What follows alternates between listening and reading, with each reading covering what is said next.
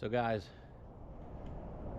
one of the things that happens when you build a home is you mess up.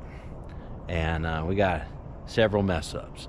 And nothing detrimental, nothing life altering.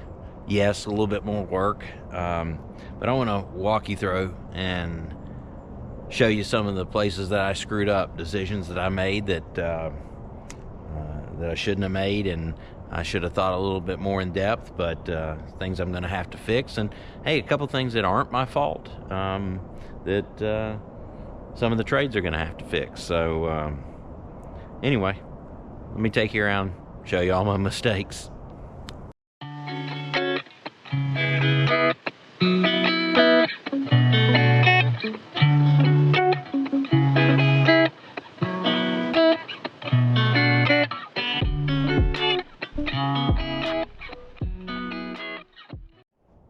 Alright guys, my first mistake. I did not design the stoop beforehand. I couldn't make up my mind. Was it going to go with this angle? Was it going to go that angle? How was it going to go back? How big was it going to be? So in a rush to get my foundation in, I didn't have that in plan. I figured, I'll just do it later. Problem with doing it later is it's me doing it. While I know I can do it, I don't necessarily want to. So right here, I should have had this area dug out. I should have had the foundation put in to where when we poured it was all at once. So now what I'll end up doing is having to tie in, and bring it in. And I have had to, as I talked about earlier in the video, I've actually had to kind of redesign it a little bit to work with what I have, which is actually, maybe it's not a mistake. Maybe it's going to be for the better. But I'll count it as a mistake for the sake of telling you guys all about my problems here.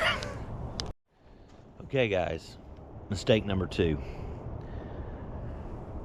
We had sleeves put in the wall. Those sleeves are there so gas line, water line, electrical can get through the concrete. Normally you don't have a concrete wall here. Well, you have to have a way to get it through. Most people have a studded wall, and we're going through that. This is a massive stout wall that I wanted in this house, and we had to have sleeves. Well, it's crucial that you put the sleeves in the right place. Well, if you look here, I've got a sleeve, 2 of them here.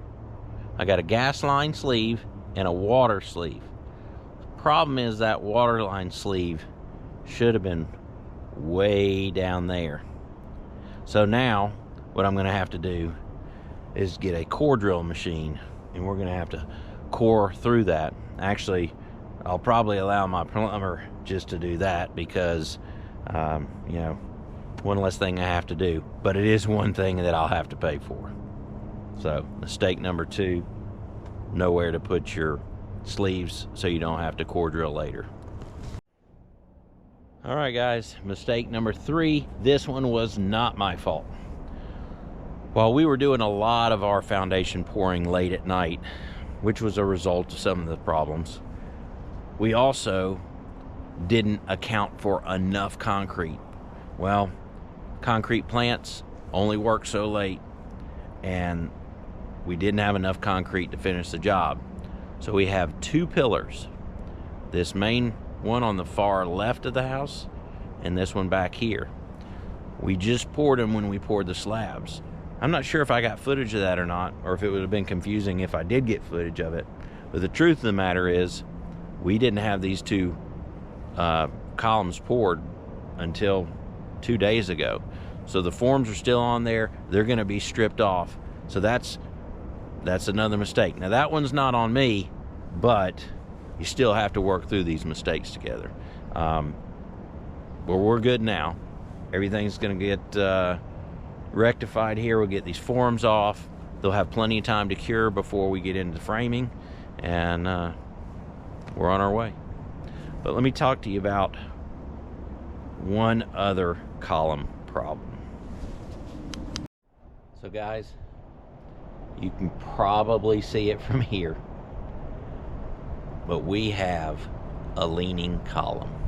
right there. It's about 1.5 inches off at the top. Not sure how it happened. We got the Leaning Tower of Pisa. Structurally, it's great. No problems whatsoever. But aesthetically, it looks like garbage.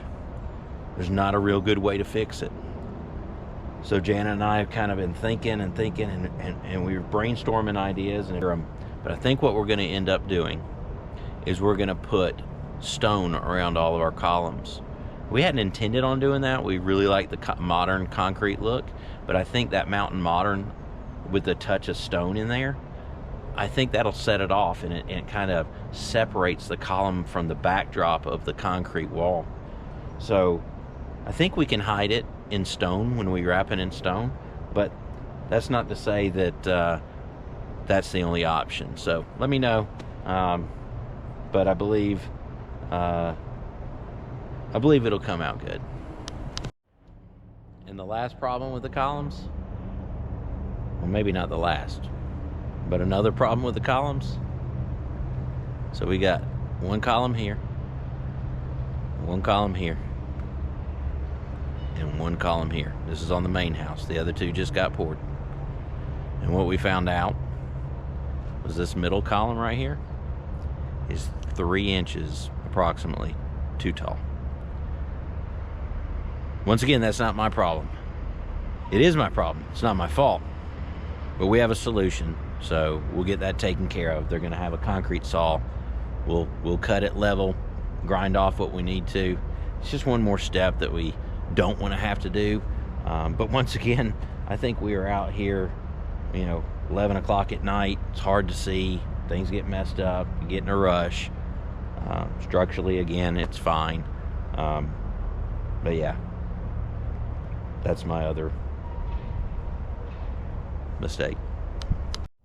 Well, I found one more mistake. In my rush to get everything completed, I forgot to put a water sleeve in the slab of the garage, which is not good.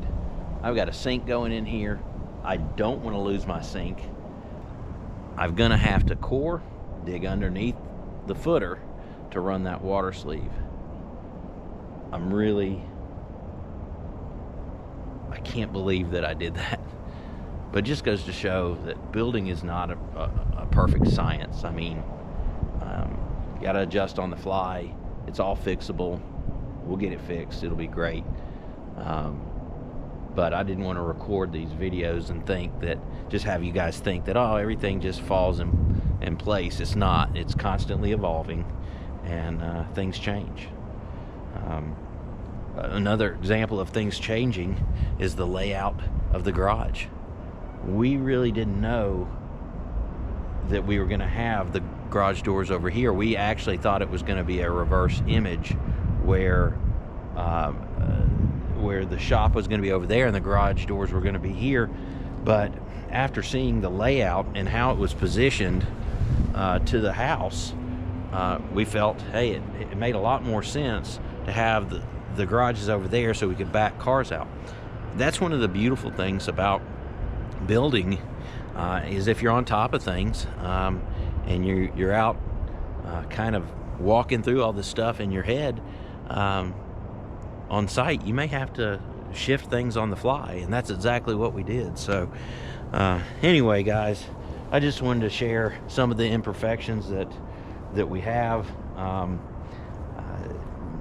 let you know kind of how we're going to solve the problem, and just know that hey, we're trying our best, and we're gonna have a neat house when it's all said and done. And man, I cannot wait till this is done.